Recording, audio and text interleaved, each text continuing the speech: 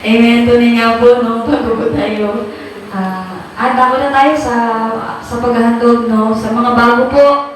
No, mga kapatid, ang Jesus My Life ay patuloy po na naniniwala sa paghandog, sa pagbibigay sa Diyos dahil ito po'y susi talaga ng tagumpay, susi ng pagpapala, ng himala, ng kapayapaan, ng kagalingan po na nanggagaling sa Diyos. Amen.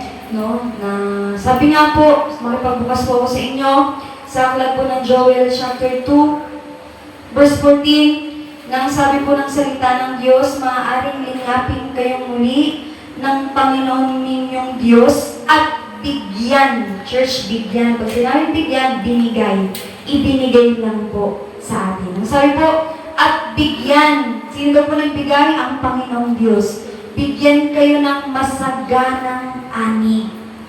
At kung magkagayon, church, Bible po, hindi sa salita ha, hindi po ang mga tumatayo, hindi po ako kundi ang salita ng Diyos na higit sa lahat sa mga bago po. Noon ang sabi, at bigyan kayo ng masaganang ani. Kung magkagayon, mahahandugan ninyo siya. Grabe, napaka-literal, napaka-specific po ng salita ng Diyos na pagpupalatay, pinagpapala ng Diyos, palaging may bahagi ang Panginoon. Amen? Sa lahat po natin kinikita, hindi lang po sa pera, church.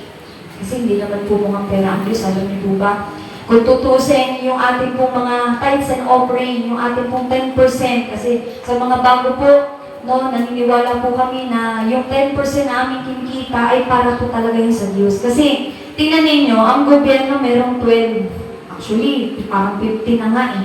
Sa nililis sa amin, no, 15 or 12, basta meron po ang gobyerno sa mga perang natatanggap natin. Ganoon din po ang Diyos. Meron po talaga bahagi rin po ang Panginoon sa lahat ng ating kinikita. For example, 100 pesos, magkano po kay Lord? 10 lang, magkano natira sa'yo? 90. Pero alam niyo po ba, doon po sa 100 pesos, yung sa mga pera sa labi, mga ari-arian, na ipinagkaloob sa atin ng Diyos, ang sabi doon, bigay. Bigyan. Sabi po doon, bigyan kayo. Ibig sabihin, lahat ng yan ay galing sa Diyos. Na literal na sinasabi ng salita ng Diyos, kung magkagayon, kung tayo pinagpapala ng Diyos sa buong 1,000, ang sabi niya, kung magkagayon, mahahandugan ninyo siya. Amen.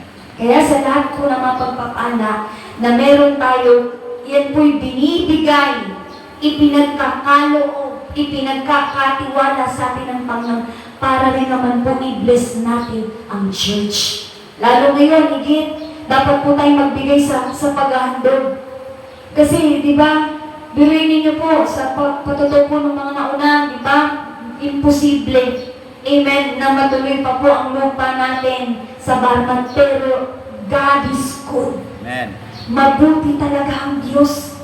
Kasi yung mga nilimot na natin, pero mo ilang taon nang lumipas, ilang taon na, bago pa mag-pandemic yung lupa na yun, na hindi matuloy-tuloy na minsan nga nagdududa na kami, para sa amin ba yun? Pero hanggang ngayon, nagpapatuloy tayo ipanalangin yung bar natin. Kasi alam niyo yun, kung kalooban mo, Panginoon, ikaw magkakalog, eto na po ang sagot ng Panginoon sa ating mga dalangin. Na yung lupa na yun ay para sa atin ngayon.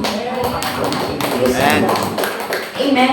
At ngayon, sinasabi ng salita ng Diyos, paano natin makukuha yun kung hindi tayo magtatapat sa paghahandog sa Panginoon? Na hanggang ngayon na-amaze ko rin ako pag naalala po natin, no, yung pandemic time, walang trabaho pero nakaipon tayo. Ganun din po ngayon, church. Hindi mo nagkaroon tayo ng mansyon. Ako nangis talaga ako na magkano na lang pera ko nung pandemic. Grabe talaga. Pero grabe, hindi mo maiisip kung paano lumusot yung mga pagpapala ng Diyos. Bawal lumabas, bawal magtrabaho, bawal pumunta kung saan-saan, pero God is good talaga. At ngayon, we believe, church, pag tayo po'y magtatapos sa pagbibigay, makukuha po talaga natin yung lupa na ibinigay po sa atin sa bayan. Amen? At hindi lamang po yan sa pagtatapat po natin sa tithes and offering, ganoon din po sa mga love gift. Higit, amen, sa ating po mahal na pastor. Amen. Sabi po ng 1 Timothy chapter 3, verse 17, ang mga matatandang pinuno ng iglesia na mahusay.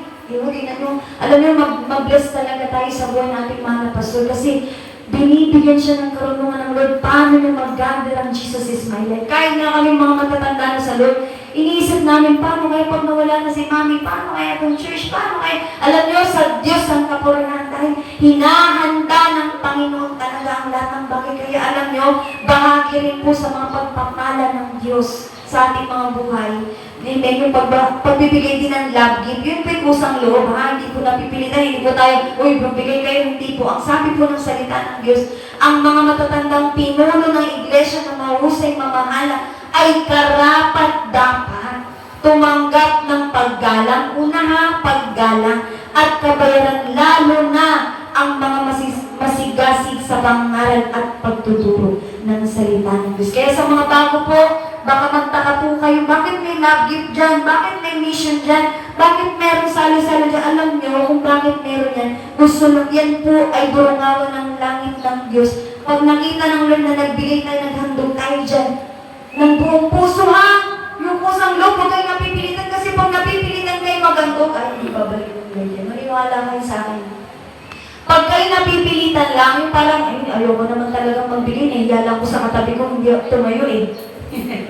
Wag, church, gusto ng Lord yung buong puso para maibalik niya sa iyan, siksik, liglig, at umahabang. Sige, tayong lahat po ito kayo sa Panginoon at tayo po magtapat na gusto nyo, bibigay po natin yung tithes and offering, 10% natin kung kinita, karapat dapat po si Lord dyan at karapat dapat yung mga love gift, mission, salo-salo.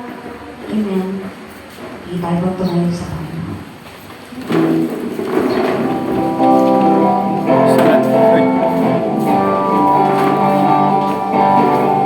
Magbigay tayo sa Panginoon, tayo ay magbigay.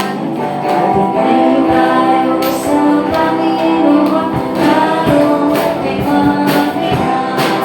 Ibabalik, siksik, ibigay umahaba. Ibabalik, siksik, ibigay umahaba. Magbigay tayo sa Panginoon, tayo ay magbigay.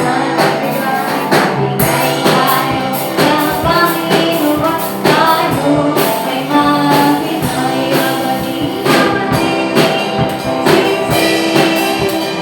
Bigat umapaw, babalik, siksik, bigat umapaw. Magbigay tayo sa Panginoon, tayo ay magbigay. Sige po, ating stress ating mga kamay sa ating putay sa Nobreng Lord. Salamat po sa mga salaping ito na patuloy ibinigay na aking mga kapatid ang mga tunay na buhay ka sa aking mga buhay. Higit sa aking buhay, Panginoon Lord, na ang tithes and offering, ang paghahandog sa inyo, Panginoon, ay susi ng lahat, ng darungawan, lahat ng mga Panginoon, mga pagpapala na hindi namin malubos na isip kung saan ang gagaling, Panginoon.